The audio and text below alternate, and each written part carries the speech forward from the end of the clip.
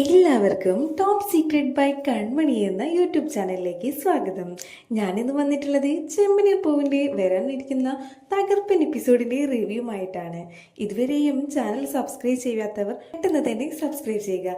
എങ്കിൽ വരാൻ പോകുന്ന തകർപ്പൻ എപ്പിസോഡുകളുടെ റിവ്യൂ പെട്ടെന്ന് തന്നെ നിങ്ങൾക്ക് കാണാൻ കഴിയും. എന്നാൽ നമുക്ക് വീഡിയോയിലോട്ട് പോകാം. കഴിഞ്ഞ എപ്പിസോഡിൽ നമ്മൾ പറഞ്ഞിട്ടുണ്ടായിരുന്നു, ചന്ദ്രമതി രേവതിയുടെ സ്വത്തുക്കളെല്ലാം തട്ടിയെടുക്കാൻ വേണ്ടി തന്നെ രേവതിയുടെ മുന്നിൽ സ്നേഹം അഭിനയിക്കുകയാണ്.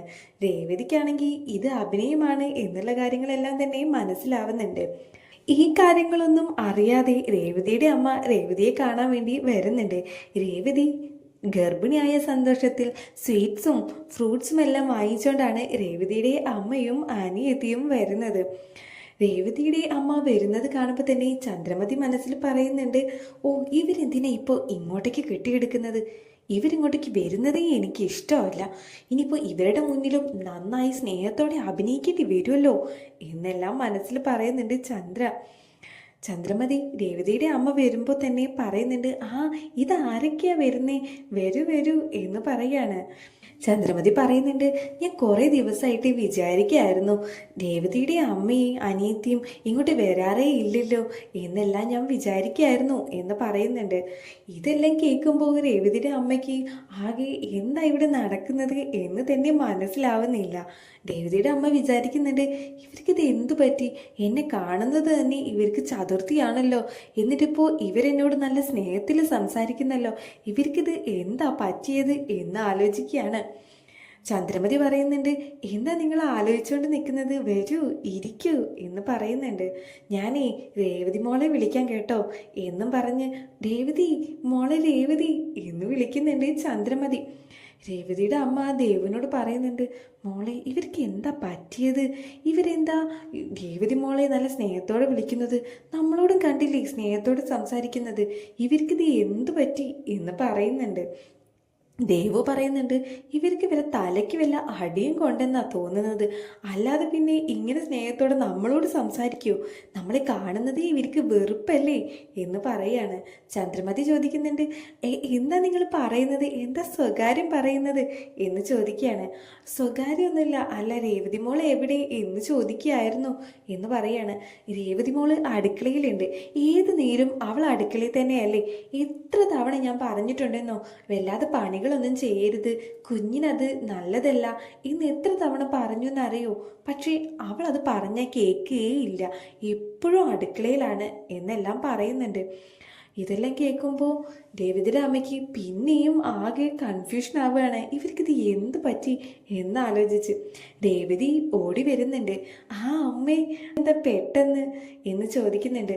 ഒന്നുമില്ല മോളെ, നിന്റെ വിശേഷങ്ങളെല്ലാം അറിയാൻ വേണ്ടി വന്നതാ, നിനക്കിപ്പോൾ കുഴപ്പമൊന്നും ഇല്ലല്ലോ, ക്ഷീണം വല്ലതും ഉണ്ടോ എന്നെല്ലാം ചോദിക്കുന്നുണ്ട്. ചന്ദ്രമതി പറയുന്നുണ്ട്, അവൾക്കിപ്പോൾ കുഴപ്പമൊന്നുമില്ല, ഞാൻ അവളെ അത്രയും നന്നായല്ലേ നോക്കുന്നത്, എൻ്റെ പേരക്കുട്ടിയല്ലേ അവളുടെ വയറ്റിൽ വളരുന്നത്, അപ്പം പിന്നെ അവൾ നേരെ നോക്കണ്ടേ ഞാൻ എന്നെല്ലാം പറയുന്നുണ്ട്. ചന്ദ്രമതി പറയുന്നുണ്ട്, ഞാൻ പോയി ചായ ഉണ്ടാക്കിക്കൊണ്ട് വരാം, നിങ്ങളിവിടെ ഇരിക്കേ എന്ന് പറയാണ്. രേവതിയുടെ അമ്മ ചോദിക്കുന്നുണ്ട്, ഇത് എന്ത് പറ്റി മോളെ അവർക്ക്, അവരെന്താ നിന്നോട് ഇത്ര സ്നേഹത്തോടെ സംസാരിക്കുന്നത്, അവർക്ക് എന്നെയും നിന്നെയും എല്ലാവരെയും ഭയങ്കര ദേഷ്യം വെറുപ്പൊക്കെ ആയിരുന്നില്ലേ, ഇപ്പം അവരെന്താ ഇങ്ങനെ സ്നേഹത്തോടെ സംസാരിക്കുന്നത് എന്ന് ചോദിക്കുകയാണ്. അതൊക്കെ ഞാൻ പറയാം അമ്മേ എന്ന് പറയുന്നുണ്ട് രേവതി. എന്താ മോളെ പറയേ, എന്തെങ്കിലും പ്രശ്നമുണ്ടോ, ഇവര് എൻ്റെ മുന്നിൽ സ്നേഹം അഭിനയിക്കുന്നതാണോ എന്നെല്ലാം ചോദിക്കുകയാണ്. അതെ അമ്മേ, അവരെന്നോട് സ്നേഹം അഭിനയിക്കുന്നതാ, മുത്തശ്ശി എൻ്റെ സച്ചേൻ്റെയും പേരിൽ സ്വത്തുക്കളെല്ലാം എഴുതി തന്നില്ലേ, അത് കൈക്കലാക്കാൻ വേണ്ടി കുറച്ച് നാളായി ഈ അഭിനയം തുടങ്ങിയിട്ട് എന്ന് പറയാണ്. എനിക്ക് അപ്പോഴേ സംശയം തോന്നിയതാ ചേച്ചി, ഒന്നുമില്ലാതെ ഇവർ ചേച്ചിയുടെ അടുത്ത് സ്നേഹം കാണിക്കില്ലല്ലോ, ഇവർക്ക് പണമുള്ള മക്കളെയല്ലേ ഇഷ്ടം, അത് ചേച്ചിയുടെ പേരിൽ ഇപ്പോൾ സ്വത്തുക്കളെല്ലാം വന്നപ്പോൾ ചേച്ചിയെ കൂടി പാട്ടിലാക്കാൻ വേണ്ടിയുള്ള അടവാണ് ഇവരുടെ എന്ന് പറയുന്നുണ്ട് ദേവു. അതെ മോളെ, ഇവരുടെ അടവ് തന്നെയാ, അതെല്ലാം ആദ്യം തന്നെ വർഷ എന്നോട് വന്ന് പറഞ്ഞിരുന്നു, ഇവരിങ്ങനെയൊരു പ്ലാൻ ഇട്ടിട്ടുണ്ട് എന്നുള്ള കാര്യം, ഇല്ലായിരുന്നെങ്കിൽ ഇത് കണ്ട് ഞാനും വിശ്വസിച്ചേനെ, അത്രയും അടിപൊളിയായിട്ടാ ഇവരെൻ്റെ മുന്നിൽ അഭിനയിക്കുന്നത് എന്ന് പറയുന്നുണ്ട് രേവതി. ആ സമയത്താണ് സച്ചി കയറി വരുന്നത്. സച്ചി പറയുന്നുണ്ട്, ദേവു അമ്മ എപ്പോഴാ വന്നത് എന്ന് ചോദിക്കുകയാണ്. ഞങ്ങളിപ്പോൾ വന്നേ ഉള്ളൂ മോനെ, ഞങ്ങൾ രേവതിയുടെ കാര്യങ്ങളെല്ലാം അറിയാൻ വേണ്ടി വന്നതാണ്. അവൾ ഗർഭിണിയല്ലേ, അവൾക്ക് എന്തെങ്കിലും പ്രശ്നങ്ങളുണ്ടോ എന്നെല്ലാം അറിയാൻ വേണ്ടി വന്നതാ എന്ന് പറയുന്നുണ്ട് രേവതിയുടെ അമ്മ. ഇല്ല അമ്മേ, കുഴപ്പമൊന്നുമില്ല അവൾക്ക്. അവളതിന് ഏത് നേരം ജോലി ചെയ്തോണ്ടല്ലേ, എത്ര പറഞ്ഞാലും കേൾക്കില്ല. റെസ്റ്റ് എടുക്കാൻ പറഞ്ഞാൽ തീരെ റെസ്റ്റ് എടുക്കില്ല, ഭക്ഷണവും നന്നായി കഴിക്കില്ല എന്ന് പറയുന്നുണ്ട്. രേവതിയുടെ അമ്മ പറയുന്നുണ്ട്, അങ്ങനെ ചെയ്യരുത് മോളെ, നിന്റെ വയറ്റിലെ കുഞ്ഞിന് ഇപ്പം നന്നായി ഭക്ഷണം കിട്ടണ്ടേ, എന്നാലല്ലേ നല്ല ആരോഗ്യമുള്ള കുഞ്ഞുണ്ടാവുള്ളൂ എന്ന് പറയാണ്. ഇത് കേൾക്കുമ്പോൾ ചന്ദ്രമതി പറയുന്നുണ്ട്, അങ്ങനെ പറഞ്ഞു കൊടുക്ക്, ഞാൻ എപ്പോഴും പറയുന്നതാ മോളോട്, നന്നായി ഭക്ഷണം കഴിക്കണം, നന്നായി റെസ്റ്റ് എടുക്കണം എന്നെല്ലാം പറയും. പക്ഷെ അവൾ തീരെ പറഞ്ഞാൽ കേൾക്കുന്നേ ഇല്ല എന്നെല്ലാം പറയാണ് ചന്ദ്രമതി. ചന്ദ്രമതി മനസ്സ് പറയുന്നുണ്ട്, ഇവൾക്ക് ഈ തിന്നാൻ കൊടുക്കുന്നതിൻ്റെ ഫുള്ള് ഞാൻ ഇവളെ കൊണ്ട് അനുഭവിപ്പിച്ചിട്ടേയും ഈ എൻ്റെ അഭിനയം നിർത്തുള്ളൂ എന്ന് മനസ്സിൽ വിചാരിക്കുന്നുണ്ട് ചന്ദ്രമതി. സച്ചി പറയുന്നുണ്ട്, അത് പിന്നെ അമ്മ, ഇവിടെ കുറച്ചു പേര് ഭയങ്കര തകർത്ത് അഭിനയിക്കുകയാണ്, അതൊന്നും നമുക്കറിയില്ലെന്നാ വിചാരം എന്ന് പറയുന്നുണ്ട് സച്ചി. ചന്ദ്രമതി ചോദിക്കുന്നുണ്ട്, അതെന്താടാ നീ അങ്ങനെ പറഞ്ഞത്, ഞാനെന്താ നിന്റെ മുന്നിൽ അഭിനയിക്കുകയാണ് എന്നാണോ നീ പറയുന്നത് എന്ന് ചോദിക്കുന്നുണ്ട്. ഞാൻ അങ്ങനെയൊന്നും ഉദ്ദേശിച്ചില്ല എന്ന് പറയുന്നുണ്ട് സച്ചി. രേവതി പറയുന്നുണ്ട്, സച്ചിയേട്ടാ എന്താ ഇങ്ങനെയൊക്കെ പറയുന്നേ എന്ന് ചോദിക്കുകയാണ്. ഒന്നുമില്ല രേവതി, ഞാനൊന്ന് കൊള്ളിച്ചു പറഞ്ഞതല്ലേ എന്ന് പറയുന്നുണ്ട്. ചന്ദ്രമതി പറയുന്നുണ്ട്, ഇതെന്താ നിങ്ങളുടെ കയ്യിൽ എന്ന് ചോദിക്കുകയാണ്. ആ സമയത്ത് രേവതിയുടെ അമ്മ പറയുന്നുണ്ട്, അതെ, ഞാൻ മോൾക്ക് വേണ്ടി കുറച്ച് സ്വീറ്റ്സും കുറച്ച് ഫ്രൂട്ട്സൊക്കെ വാങ്ങിച്ചുകൊണ്ട് വന്നതാ, അവൾക്കിപ്പോൾ നല്ല ഭക്ഷണമൊക്കെ കഴിക്കണ്ടേ എന്ന് പറയണേ.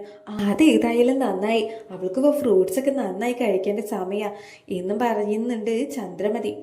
ഈ സമയത്ത് രേവതിയുടെ അമ്മ ആലോചിക്കുന്നുണ്ട്, ആദ്യം ഫ്രൂട്ട്സും സ്വീറ്റ്സും എല്ലാം വാങ്ങിച്ചുകൊണ്ട് വന്ന സമയത്ത് ഇവരെന്നോട് എങ്ങനെയാ പെരുമാറിയുന്നത്, കടയിൽ നിന്ന് വെറുതെ കിട്ടിയ ചീഞ്ഞ സാധനമായിരിക്കും വാങ്ങിച്ചുകൊണ്ട് വന്നിരിക്കുന്നത് എന്നും പറഞ്ഞ് ഞങ്ങൾ അപമാനിച്ച് വിട്ടവരാണ് ഇവര് എന്ന് മനസ്സിൽ വിചാരിക്കുന്നുണ്ട് ഈ രേവതിയുടെ അമ്മ.